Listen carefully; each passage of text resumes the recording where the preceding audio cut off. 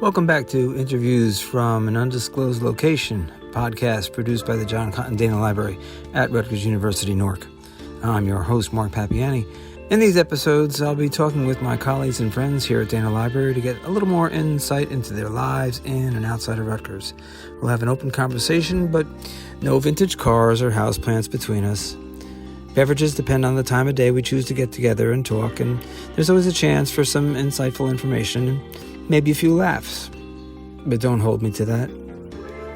Today we'll be talking with Elsa Alves, Building Management Coordinator at the John Cotton Dana Library. All right. Anyway, all right. Well, I started recording a little earlier, so I got a little bit of editing to do here. Good. I'm not editing anything from this point on. I'll tell you that right now. Okay. So whatever you say goes. Is that your disclaimer? That's my disclaimer. Yeah. Okay. That's my disclaimer. And let's hope it all works out okay, so I don't have to record it all over again. Well, if not, it's painless. It's painless. So anyway, let's just start it off by saying, Elsa Alves, welcome to Interviews from an Undisclosed Location. I finally figured out a name for it, and it was approved by the higher ups. So they kind of liked it. So we're going to go with hashtag Undisclosed Locations.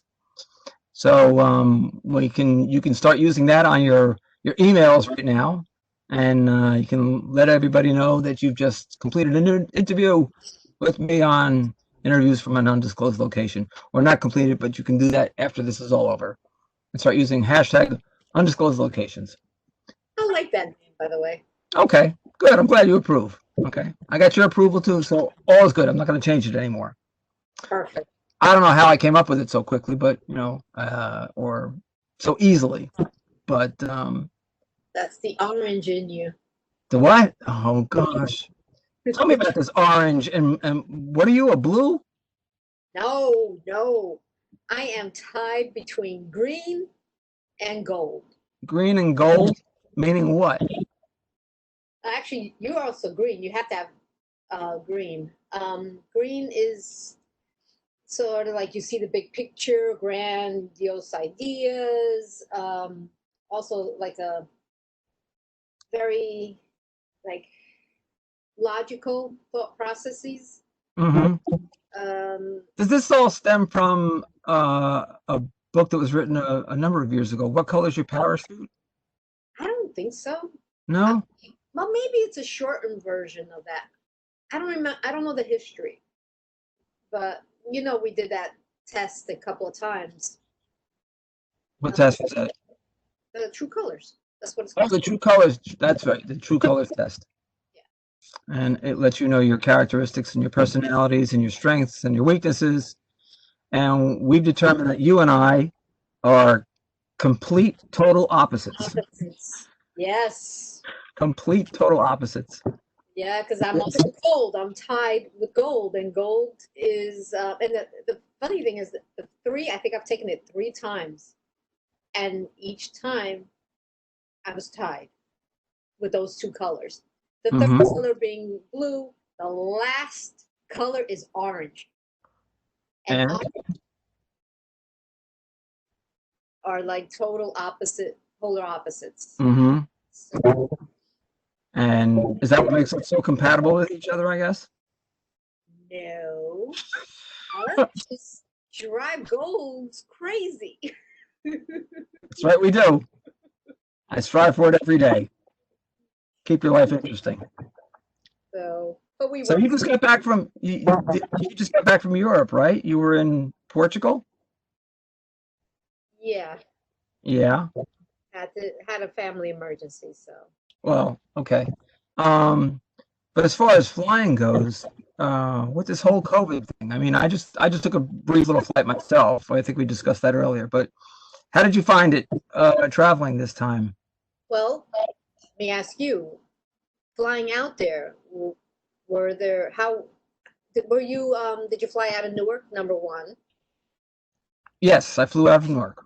Was there social distancing in the airport? Were they? No, Yeah, was there social distancing in the airport? yes, there was. There was for you? Yes, there was. I found that there was social distancing, and everyone that I encountered had a mask on. Everybody And else had a mask on as well. Yeah.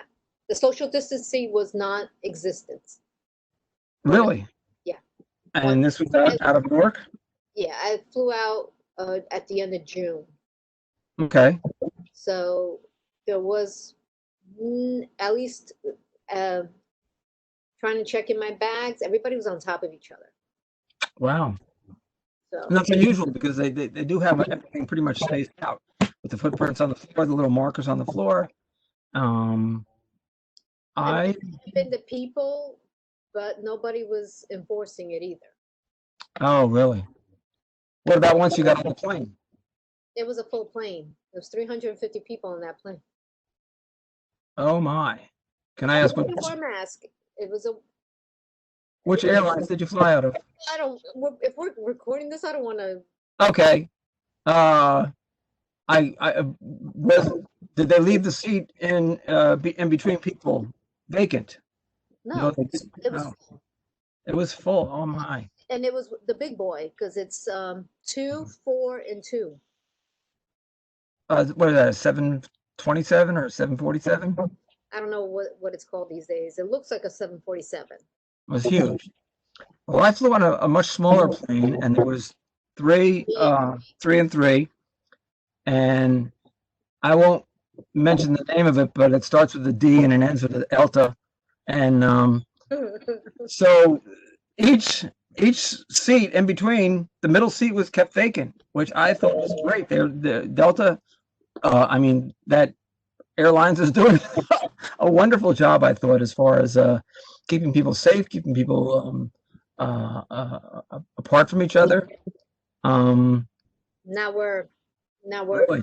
flew out. No. Wow. Thing is, coming back was different because the flight was not full. So you had it. It wasn't like they were saying, "Sit here, sit there." Mm-hmm. The seat is closed for social distancing. It was just that the flight wasn't full. Wow. Nobody was wanting to coming here. Nobody wants to come to the United States. Not right now. Okay, everybody wants to leave. Everybody's ready to leave. Yes, Mm-hmm. unfortunately, but yeah. I must say though, where I flew out to, it was somewhere out in the Midwest. There wasn't much as far as masks going on out there. People, were keeping their distance from one another, which was appreciated. But I kept my mask on pretty much the entire time, unless I was eating or drinking something. And I was eating or drinking by myself because I was out on a solo trip. I went to go pick up a dog, and you have a dog sitting there on your lap right now, I see. Yeah, my little one. Yeah, he's staying rather quiet. Yeah. Mine doesn't do that yet. No, he's a barker when he sees something. Okay. Yeah, he's definitely a barker. Or he hears something. If your dog were to start barking, he would go crazy. No, he doesn't bark very much. He's trying to get up. Come over here. Get down. I think he's just trying to keep himself cool right now. So, all right. So we're into week 18 of this whole COVID pandemic, lockdown, quarantine, whatever you want to call it still. And I understand that Rutgers is going to be starting to repopulate and get people back to work. Are you part of one of that group? Returning on the 27th? Yes. Yes. Yes. How are you feeling about that? I feel fine about it. What is there much to say about it? We have to try to get back, I should say. Mm-hmm. Are you part of it? You're not. No, I will not be returning as of yet. I'm still waiting for the word to say when to go. Hang on.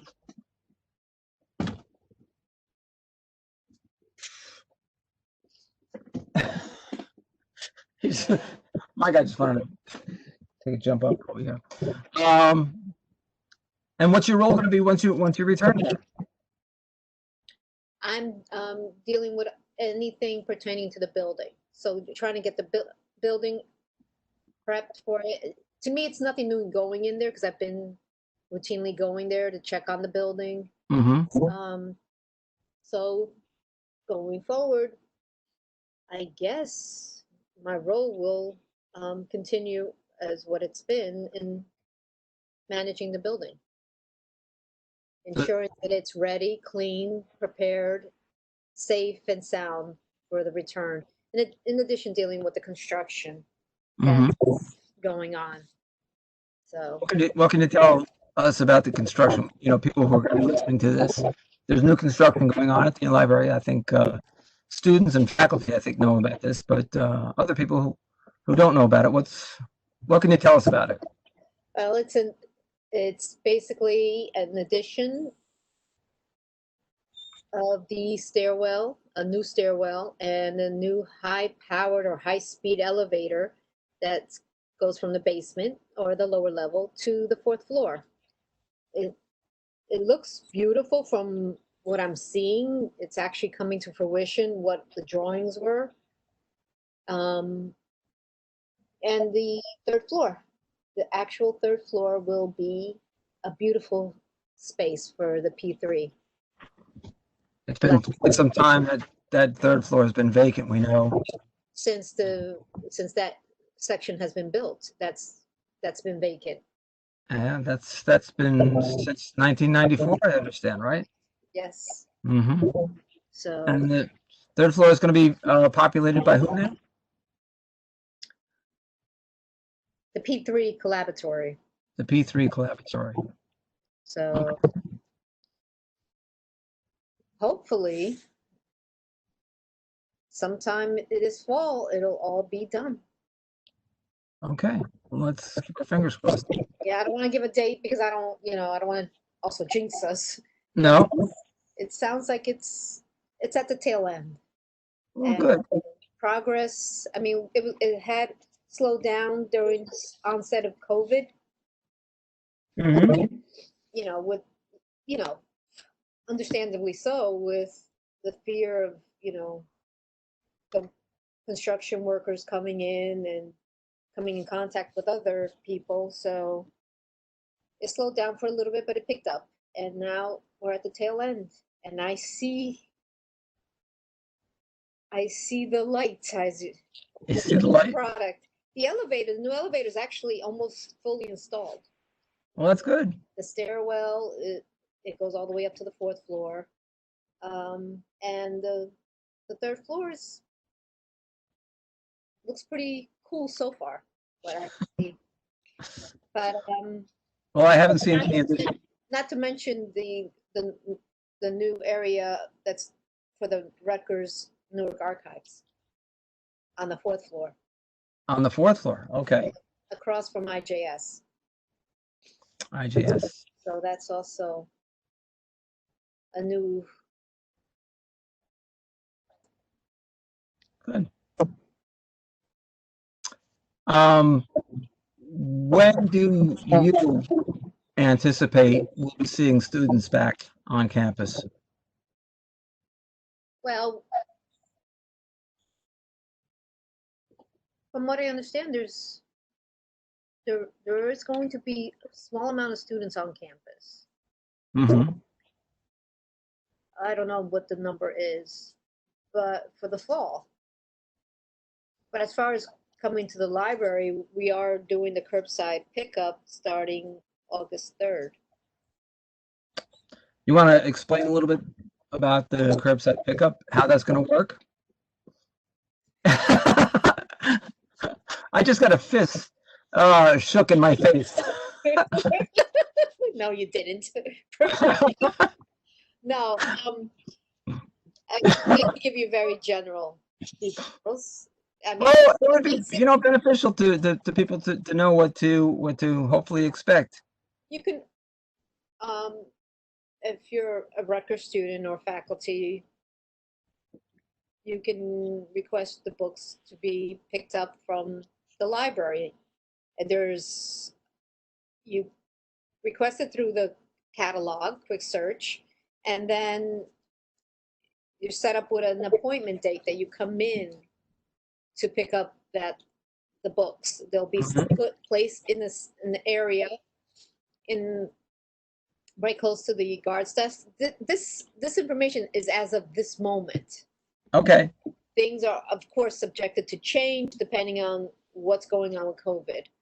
Things are always changing. That's right. So Constantly changing. why should this be any different? So depending on, as of right now, that's our curbside pickup. Okay.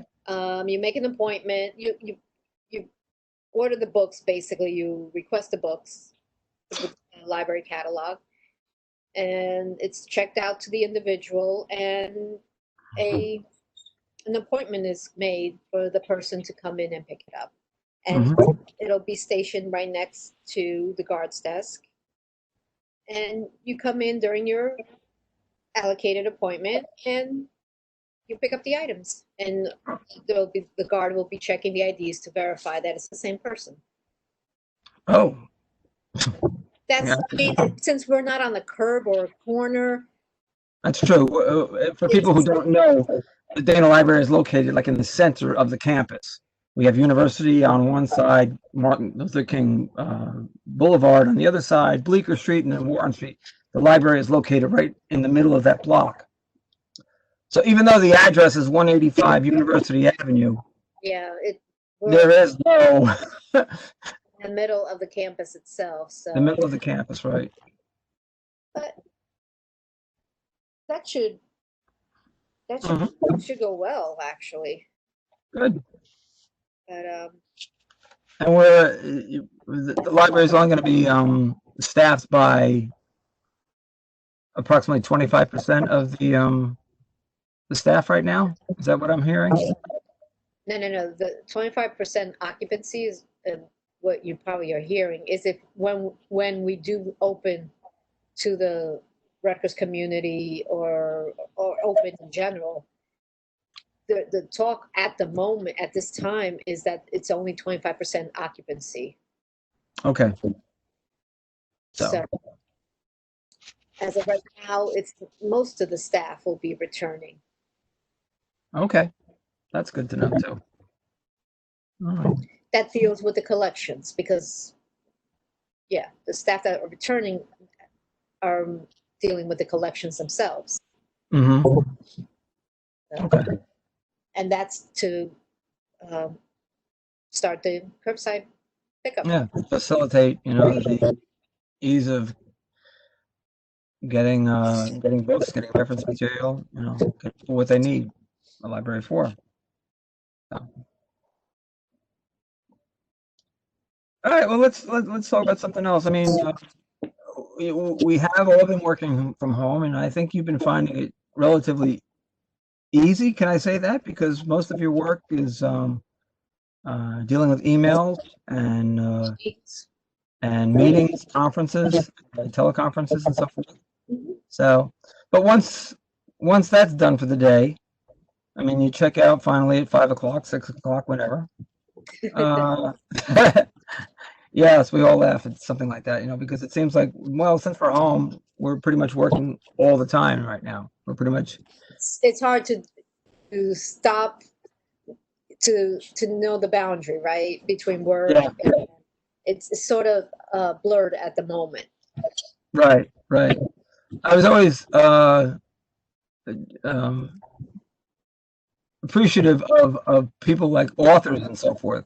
Our friend Ed Berger, who is an author, I used to ask him, I said, how do you balance your time? I mean, how do you, figure it out when to start writing or how to start writing? He said, well, I would just get up and it would just be like a job for him. He would be at his home, get up at 8 o'clock and just write from 8 until 12. And, that was his time to devote to his writings and so forth. We're finding it. I'm not finding it as easy to do that, but no. So anyway, but after all is said and done, after 5 o'clock, 6 o'clock rolls around, how are you doing as far as meals go? Are you still doing cooking at home, or are you just calling out for more food? I try to cook, but toward the end of the week, I just want a break. You just want a break? Yeah, and I live on basically in sort of an attic area, so in the summertime cooking, it just heats up the house even more. Even with the ACs running, it takes forever to cool back down. So the minimum amount of cooking as possible. Yeah, especially this week with this 90-degree heat wave we've been having going on. Oh my gosh, it is hot out there today. It was like 100 degrees reading in my on my car thing. Mm-hmm. And although you're a gold and I'm an orange or whatever, we still agree on we like being warm, right? Oh, I love it warm. I hate being cold. I hate being cold. So you and I will always agree, but the humidity is what kills me. Yeah, I'm even feeling that myself too. So I spend a little bit of time outside, but it's like I just can't do it. It's hard to breathe almost. Yeah. It's so thick. It's so heavy. So you need a break at the end of the week. What do? You call out for food? You have delivery come in, or you just go out to eat, or we really can't go out? Can't go out to eat. But if they have the outdoor seating, you can. Mm-hmm. I haven't tried that yet. Neither. I have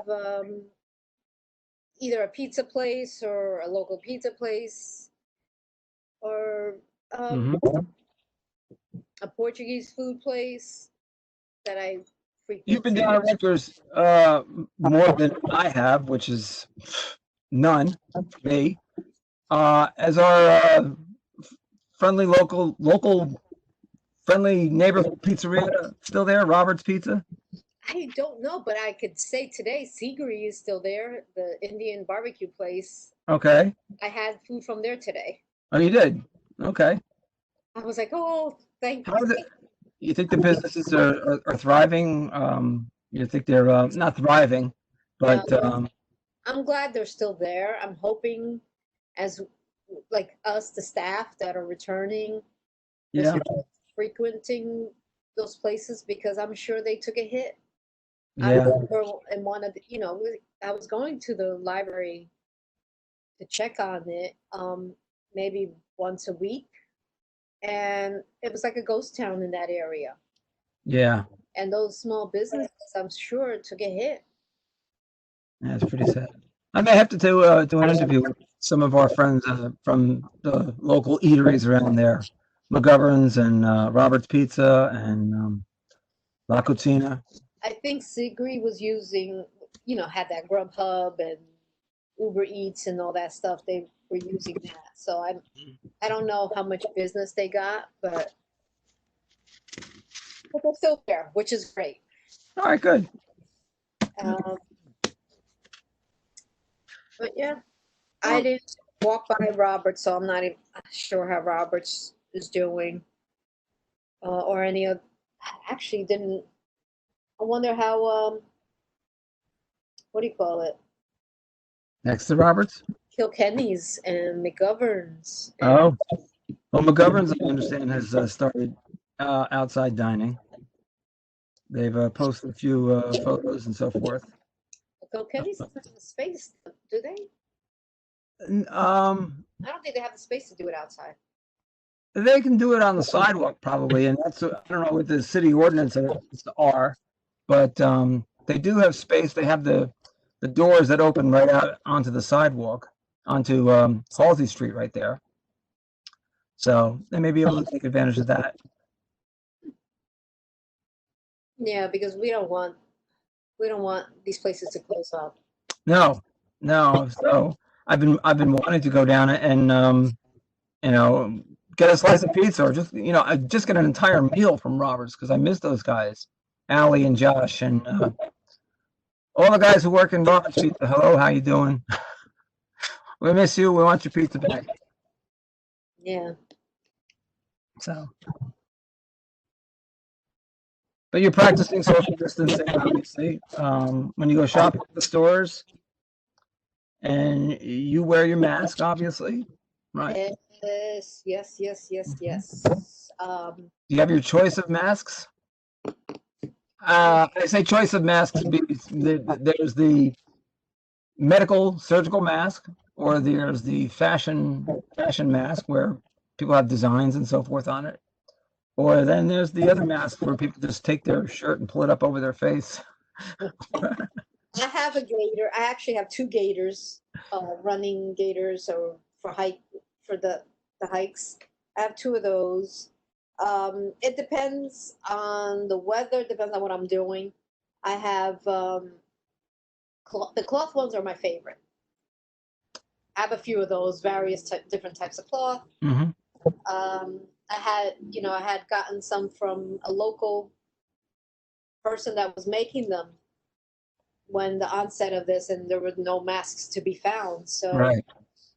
those so far have been my favorites. It's the most comfortable. It's cotton. It's 2-ply, and it has a little pocket if I wanted to add stuff. Some kind of filter to it if I wanted to. Mm-hmm. But you've been using them, you say, when you go on your hikes. I haven't been on a hike, but I have gator from when I used to go hiking. Oh, okay. So you cut down on the hiking? Yeah, only because one time I haven't had time to actually get out there, but there's a huge influx of people getting out to nature. Mm-hmm. After being good for so long, you kind of feel they really, really need to be out there. And third, because of the fact that we didn't really have a winter this year, the ticks, I'm sure, plentiful out there. And I didn't want to deal with Lyme disease and, God forbid, getting COVID. So I'm like, you know what? I'll wait. Actually, for me, I like hiking in the winter. You have a better sight because there's really no. The foliage is gone. And actually, the fall when the colors. The leaves and so forth. Yeah, ticks would be a problem. I mean, it probably wouldn't make that much of a difference in a year like we've had so far. Just to throw ticks into the mix also. So I avoided that, but also I really haven't had time. But I was, and I have to get back to it, is running in the morning, which I'm sorry to say, I can't wear a mask when I jog. It's not really running, it's jogging. Well, you're running solo, correct? With my dog. With your dog, okay. And I'm not running with people. And if I see people, I try to circumvent them, get around them somehow. Right, because when you're running, you're breathing heavy. So yeah, I know. I've done some bike riding myself, and with a mask on. But when there's no one in front of you or coming towards you or behind you, you just pull the mask down a little bit so you can breathe a little bit easier and you don't pass out on the bike trail. And then when you do need to stop, you just put the mask back up. It's common courtesy, out of respect for everyone else. And I honestly. And the time I was going, there was really nobody in the park anyway. Yeah. And honestly, I can't understand what the big deal is with people not wanting to wear masks. I don't understand that either. Mm-hmm. It's just a piece of protective equipment, that, people wear shirts, people wear pants. It's kind of required once you go outside, You're protecting yourself, you're protecting other people from having to look at you, I guess. But you're putting a mask on. People that may be compromised and you don't even know. Yeah, exactly. So why wouldn't you? Mm-hmm. Exactly. Why wouldn't you? Why wouldn't you help somebody out? It's about being, thinking of the world, in a, I don't know, I can't think of the words for it, but How about just being kind? Just be Yeah. a nice person. Not that, they might be the nicest person, but for whatever reason they don't do it. But just be kind and don't Right. be selfish. Don't be selfish. Exactly. So, all right. So you've been hiking.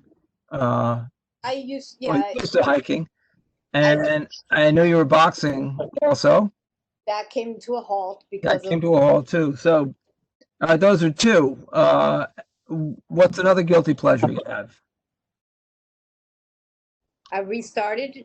It's not a guilty pleasure, but What? knitting. Knitting. Knitting. Do you understand? And I try to get a club going, but I haven't had. It wasn't successful, but a lot of things were changing when I was trying to do this. Getting a club at Rutgers. The whole idea was to knit whatever you can knit, bring people together, knit things, and then donate it to a local shelter in Newark. Well, that was a kind of a small piece that you just had there. What is that going to become? Or do you make that determination halfway through the project? I'm a newbie when it comes to knitting. Right now, it's supposed to be a dishcloth. I'll see what happens. This is a practice one because I had it where I was knitting. I was doing it pretty quickly, and I knew everything, and I stopped for I don't know what amount of time, and I forgot. Now I'm trying to. It's the movement. I'm trying to get that movement back, that fluid movement, and once I get it back, try to get it going. I just happen to have this here. You're doing that? No, I'm not knitting. This is not me, but I happened to turn around earlier and saw this here. I guess it's my daughter, Veronica, or whatever, was starting to knit also. So you can ask her to join your club. Oh, it'd be great. Whenever they get back to school.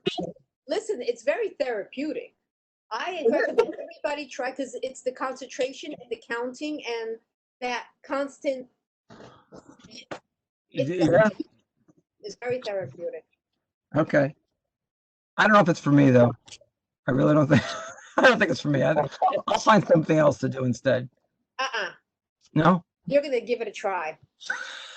I can't see me sitting there, knit one, purl two, or whatever it's called, and no, don't count on it. But I always say things like "don't count on it," and I end up trying it anyways. But so we shall see. We shall see. Well, this is all over, and it's going to be all over soon, right? We hope. Fingers crossed. Vaccine. Once the vaccine, and once it's safe, let's just put it safe. Yeah. Once it's safe, we should all do a block party. Big block party. Block party extravaganza. And I can tell who's going to organize it. It ain't you. It ain't me.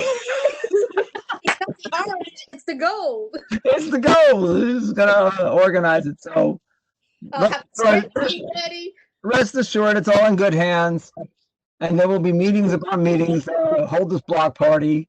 And it's spreadsheets everywhere. Oh God, no more spreadsheets, please. No more spreadsheets.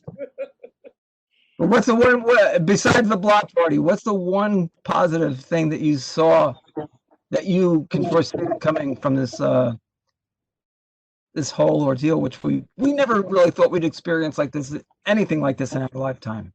One thing that I look forward to, is that what you're asking? Look forward to, but what's the one positive thing you see coming out of this whole pandemic? If anything, I mean, whether it's, people having more respect for each other, people having a little bit more, respecting each other, and maybe appreciate each other, and how we take it for granted that whole in-person socialization is. I miss that. I miss being able to walk into a room and not have to worry about, having a mask on and being able to go up and, handshake or like the cheek kiss when you greet people, or a hug. You can't do that, and you can't go up close to somebody or sit next to. That's what yeah. That's what we all miss. I miss it too. So sooner than later, and hopefully, the block party sounds like a great idea, and we'll all be kissing and hugging each other at that time too. All right. Maybe there'll be a free vaccine booth or something like that. Free COVID vaccine booth. We should do it on the plaza, one big party, because the Rutgers Day we didn't have. No. So There's a lot of things that I think we missed out on this year, and a lot of things that we have to make up for. So keep that all in mind. Put that all in your meetings. Put that all in your notes, all in your head up here, so you know what to. It's been recorded. I know. It's been recorded, but we're going to depend on you though. Oh, for a big block party. Oh, I hope so. It will Yeah, be. we can do that. Okay, Elsa. It's always good to talk with you. That's why I venture out of my office as often as I can to come out and see you and find out how you're doing. Miss you, and we'll see you real soon. Okay. Miss you guys. I miss everybody. I miss that. Yeah, we do miss everybody. We want to get back. Yeah. Okay. All right. So just remember, hashtag undisclosed locations, and let your friends know. And we'll see you real soon. All right. Okay. Bye. Bye-bye. And that's our show for this week. Look for this and other episodes of interviews from an undisclosed location on SoundCloud. If you have questions or comments, you can email me directly at papianni@rutgers.edu. That's PAPIANNI @rutgers.edu. Like and share us on Facebook, and check us out on Instagram, hashtag undisclosed locations. Thanks very much. Have a great week. See you next week.